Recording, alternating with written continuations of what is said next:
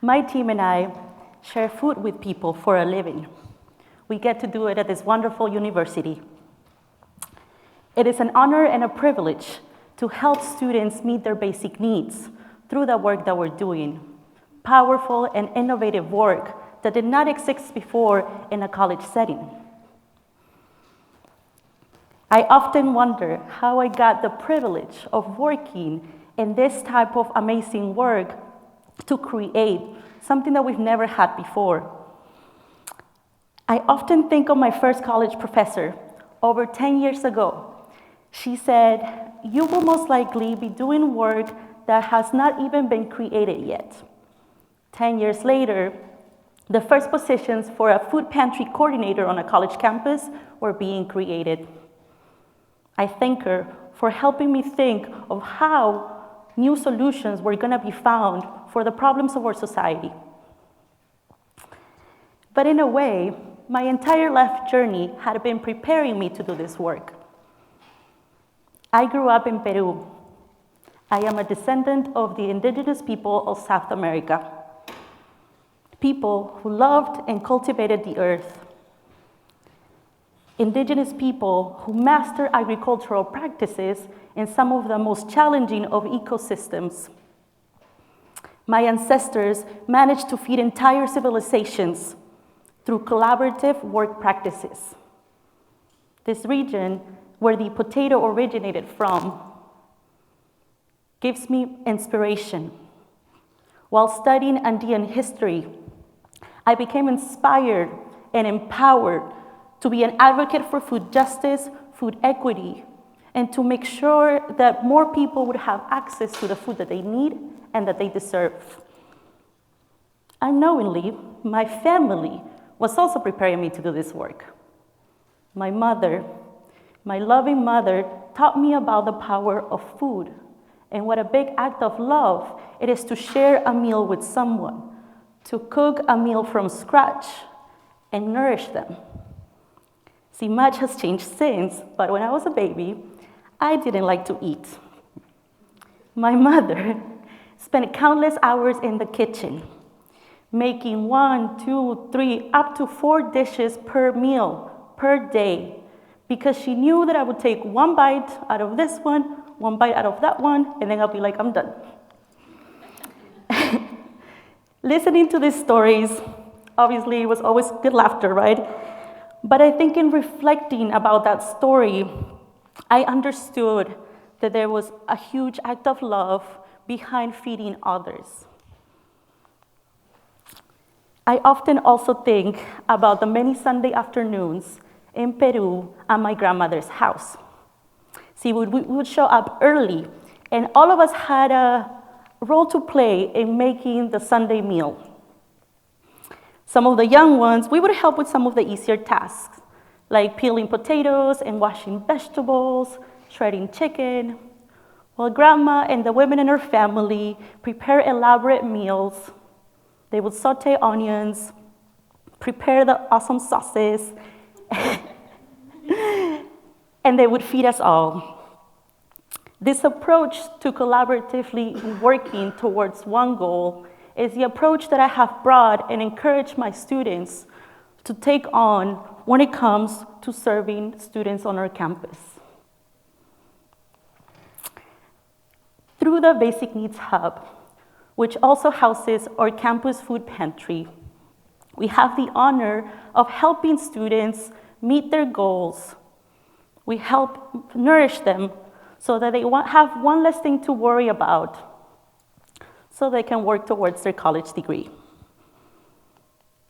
It has taken a lot of students, staff, community members, system-wide and campus leaders working together to create this type of new resource, to create this access to food for those students who don't have enough to meet their dietary needs. 3 years ago, we embarked on this journey at UCI. Back then, only 50 college pantries existed in the nation. As of today, There's over 600 college pantries across the US, and many more in the making.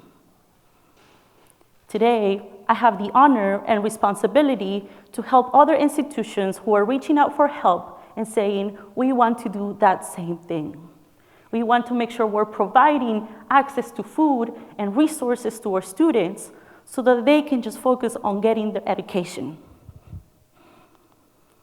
I am happy that this work has taken its toll, and it's growing, and it won't stop. But we started with a very small food pantry. And while it was not everything we wanted, it was a seed that was planted on our campus, something that helped us believe that we could do more. In working that pantry, I saw the power and the happy faces of those students who perhaps have missed a couple meals that week, and that they couldn't believe that the university had food for them, free food. That's not something that's very much available in our society. We knew that we needed to do more, and that the seed that had been planted through the small food pantry had the power to grow. We started envisioning what else, how else could we serve our students? Because we knew that offering just a few groceries was not going to solve the issue. It is more of a Band-Aid, but an important Band-Aid. We started imagining a better space. First of all, a pantry that would allow us to distribute free food, but fresh food, nutritious food that would nourish their souls and their bodies. We imagined a space where we could connect students to other critical resources, such as the CalFresh program, our state's supplemental nutrition program. We imagined offering free swipes into the dining commons, emergency meals, and emergency grants. And most importantly, we imagined a space where we could build community and empower each other through food. In doing this work, we challenge ourselves to think about the whys. Why is it that so many in our society don't have the adequate access to food? 12% of US households experience food insecurity. The USDA defines food insecurity as uncertain or limited ability to obtain adequate food due to lack of financial resources. While 12% of US households experience that, and that is way too many, when we look at this challenge in a college setting, the data at the University of California system shows us that over 40% of our undergraduate students and 25% of our graduate students have experienced food insecurity in the past year. The numbers are unfortunately very much similar at comparable institutions in the US and in California. There's way too many students struggling to meet their needs. And so knowing all of this, we set out to build our FRESH BasicNeeds Hub, a space that is now nationally recognized as a model for tackling food insecurity. But for us, it's not about the recognition. It's about the power of empowering students with hope. FRESH is a product of students' work. It was our students who first identified that their peers were struggling. They were the first ones to bring up this issue to our leadership. They knew this was happening and that a solution needed to be found. It was them who believed so much in this that they decided to impose a fee on themselves. They voted to fund this work, to expand it, because they knew the resources were not just available to create new things. It was through community forums, it was through community dinners, conversations, that we started imagining what this work could do, what the space should and could look like, what other resources should become available to students. It was a student sitting in that circle that said, you know, it's great to receive food, but if I'm not gonna get home till 10 p.m. tonight, that means I'm gonna carry my groceries all day and still be hungry. Can we create a space where I can also make a meal, when I'm not gonna have a chance to go home? And while that seemed like a wild idea, we got to create a community kitchenette in this new space. Our students were key in the design of the space. We knew that food assistance is not easy to ask for, and there was fear that too many of our students would not access the resources because they would be ashamed. And so our students were very thoughtful about thinking, how can we make this space as welcoming and inviting as possible? How can we make our pantry as less restrictive as possible so that students don't have to be further stigmatized while asking for help? They envisioned the colors, the vibrant colors on the walls, and the art, and what the space should feel like when somebody walks in. I am proud to say that so many students come up to me and say, I've been thinking about coming in for months, and I couldn't build up the courage. But when I walked in through those doors, I did not experience that shame that I expected I was going to experience. And so last September, we opened our FRESH Basic Needs Hub. FRESH stands for Food Resources Empowering Students with Hope. It is a quick name, easy to remember. It's also a name that helps us fight through that stigma by not calling it a pantry. It is not just a pantry. FRESH, it's an acronym that speaks to the power of hope. That hope that we are giving to students to know that once they graduate from here, once they get that education they've been working hard to get, they will never, ever have to rely on emergency food assistance to meet their needs.